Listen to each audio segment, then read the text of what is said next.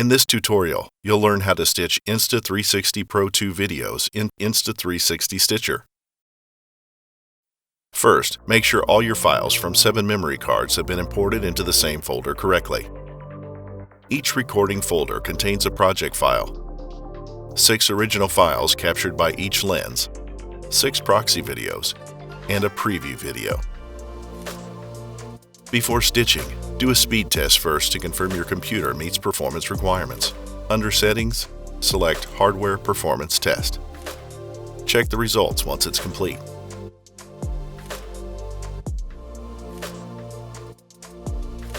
Begin by importing a video folder into Insta360 Stitcher.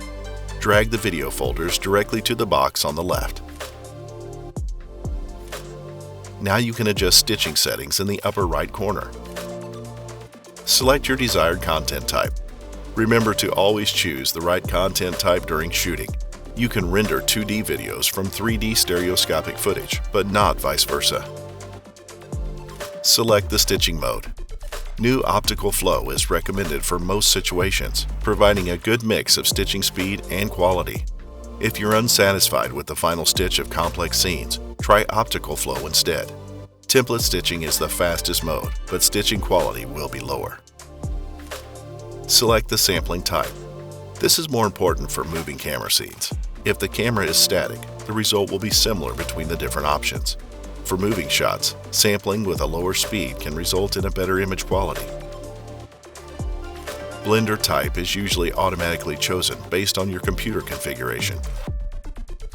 Choose hardware encoding and decoding modes based on content, stitching quality, stitching speed, and your computer performance. You may also pick a reference frame.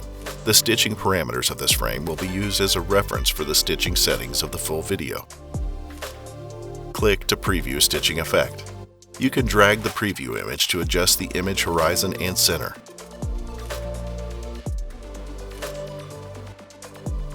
The Zenith optimization function can optimize stitching at the top of the image. This is particularly helpful when there are objects above your camera, such as tree branches or ceilings. Now select Output Settings. Resolution can be selected or customized here. Stitcher supports both H.264 and H.265 codecs. Stitcher will automatically select a preset bitrate based on resolution settings. You can also customize it according to your needs. Stitcher offers 3 audio options. You can export your video with spatial audio, normal, which means stereo audio, or export the video without sound. You can also choose to export audio files separately. You can also set the output directory path and output file name. When you're done setting up, you can add the video to a batch list for bulk processing or stitch immediately.